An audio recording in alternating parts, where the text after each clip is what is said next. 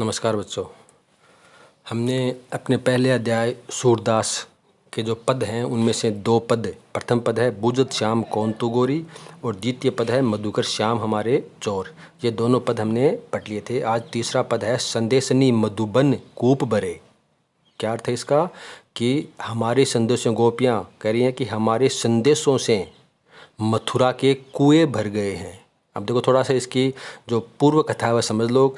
श्री कृष्ण जी हैं, वे गोपियों के साथ गोकुल में रहते थे, वहाँ से वे मथुरा चले गए हैं। श्री कृष्ण जी से गोपियाँ अत्यंत प्रेम करती थी, वे उनकी विरह व्यथा में व्याकुल हो रही थी, इसलिए उन्होंने श्री कृष्ण को वापस आने के लिए संदेश भेजे। अब संदेश कितने भेजे? गोपियों के अनुसार हमने इतने संदेश भेजे हैं कि उन संदेशों से मथुरा के सारे कुएं भर गए हो गए।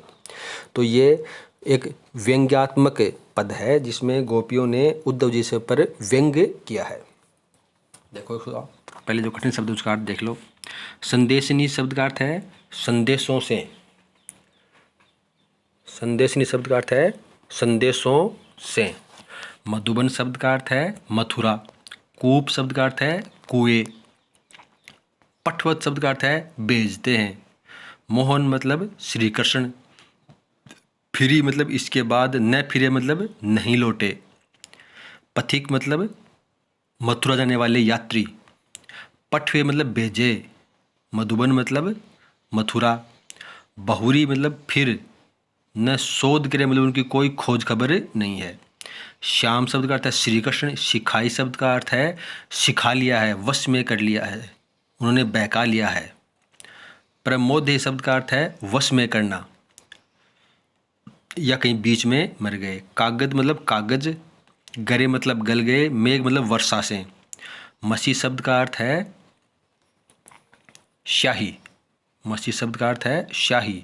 खूंटी शब्द का अर्थ है समाप्त। सरदव। सर शब्द का अर्थ है सरकंडे। दव मत शब्द का अर्थ है जंगल की आग। देखो सरकंडा क्या होता है, आपने देखा होगा ना, जो हमें खेतों में मिल जाता है आमतौर पर, उसको हमें राजस्थान भाषा में कुंचा बोलते हैं। तो उनके बीच में एक लकड़ी होती है, उस लकड़ी से ही कलम बनाई जाती थी, उससे ही लिखते थे।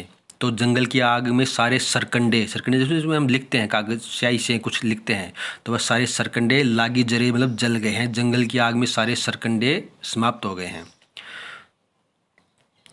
सूर लिखन को अंधो मतलब अंधा। पलक कपाट शब्द का अर्थ है नित्य रूपी कपाट, किवाड़। अब देखो इसके अर्थ। प्रथम देखो, संदेशनी मधुबन कूप भरे। गोपियाँ उद्धव जी पर व्यंग करते हुए कहती हैं कि हे उद्धव जी, हमने श्री कृष्ण को इतने संदेश भेजे हैं कि उन संदेशों से मथुरा के कुएं भी भर गए हैं।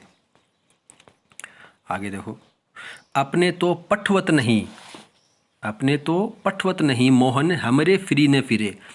अपने संदेश तो मोहन अर्थात श्री कृष्ण जी भेजते नहीं हैं, हमने जो भेजे, हमरे फिरी हमने जो भेजे उनकी भी कोई खोज खबर अब नहीं है, वे भी अब लौट करके वापस नहीं आए। यानी जो श्री कृष्ण जी हैं, मोहन है, श्री कृष्ण जी हैं, वे अपने संदेश तो भेजते ही नहीं हैं, हमने संदेश भेजे उनकी भी कोई खोज खबर नहीं है, वे भी फिर लौट करके नहीं आए हैं। जीते जितने, पथिक मतलब यात्री, हमने जितने भी यात्रियों के माध्यम से मथुरा को संदेश भेजे, बहुरी ने शोध करे, उनकी फिर कोई खोज खबर नहीं है। बहुरी मतलब फिर, शोध करे मतलब कोई खोज खबर, कि उनकी फिर कोई खोज खबर नहीं मिली। हमने बहुत से यात्रियों को माध्यम से संदेश मथुरा के भेजे, उनकी फिर कोई खोज खबर नहीं है। के वे श्याम सिखाई प्रमोदे, या तो उन्होंने उनको श्याम ने, श्री कृष्ण जी सिखा करके, बहका करके अपने वश में कर लिया है। प्रमोदे मतलब अपने वश में करना। या तो जिस संदेश भेजे ना, जितने यात्री भेजे थे, संदेशों यात्रियों के माध्यम से संदेश भेजे थे, उन सभी यात्रियों को श्री कृष्ण जी ने सिखा करके अपने वश में कर लिया है। कह कहूँ बीच मरे, या वे कहीं बीच में ही मार्ग में ही मर गए हैं, क्योंकि वो आपस उनका कोई संदेश नहीं आया। बहुत संदेश भेजे गोपियों ने, तो उनका कोई खोज खबर नहीं है, उनकी कोई फिर कोई खबर नहीं है, उनकी कोई शुद्ध नहीं है। तो गोपियाँ अनुमान लगा रही हैं कि या तो श्री कृष्ण ने उन्हें सिखा करके अपने वश में कर लिया है, या फिर वह बीच में ही मर गए हैं। अभी और अनुमान लगाते हैं। कागज गरे मेघ, यह हो सकता है कि मेघ वर्षा से कागज गल गए हों, मथुरा के सारे कागज गल गए हैं। मसी खूटी, स्याही सूख गई है, सारी स्याही समाप्त हो गई है, कि मथुरा की सारी स्याही समाप्त हो गई है। सर दव लागी जरे, या मथुरा के सारे सरकंडे यानी कलम, दव मतलब जंगल की आग में जल करके समाप्त हो गए हैं। ये सब गोपियाँ व्यंग वचनों में उद्धव कर रही हैं कि हमने संदेश भेजे, लेकिन श्री कृष्ण जी ने कोई उनका उत्तर नहीं दिया। हमने भेजे, उनके भी कोई खोज खबर नहीं है, और श्री कृष्ण जी भी कोई उत्तर नहीं दिए, कोई संदेश नहीं भेजे हैं। तो उसके लिए क्या कारण हो सकते हैं? या तो भाई मथुरा में वर्षा के कारण सारे कागज गल गए हैं, मथुरा में सारी स्याही ही समाप्त हो गई है, या जंगल की आग के कारण सारे सरकंडे समाप्त हो गए हैं। सेवक सूर लिखन को आंदो पलक कपाट अरे। सूरदास जी के अनुसार गोपियाँ कह रही हैं कि उनका जो सेवक है वह अंधा हो गया है। श्री कृष्ण जी का जो सेवक है वह अंधा हो गया है, उसके नेत्रों के पलक रूपी कपाट, पलक रूपी किवाड़ ही नहीं खुल पा रहे हैं, इसीलिए वे हमें उत्तर नहीं दे रहे हैं।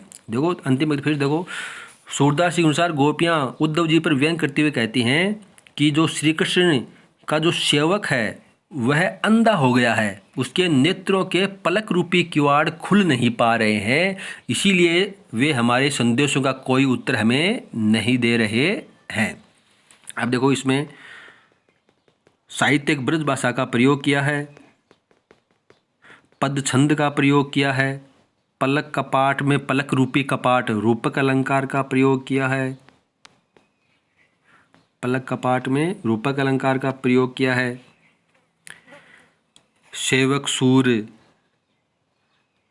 में अनुप्रास अलंकार का प्रयोग किया है। तो अनुप्रास अलंकार, रूपक अलंकार साहित्यिक ब्रज भाषा है, पद छंद है। तो आप इसकी अपनी नोटबुक में व्याख्या कर लेना, अपनी नोटबुक में इसकी व्याख्या करनी है। धन्यवाद।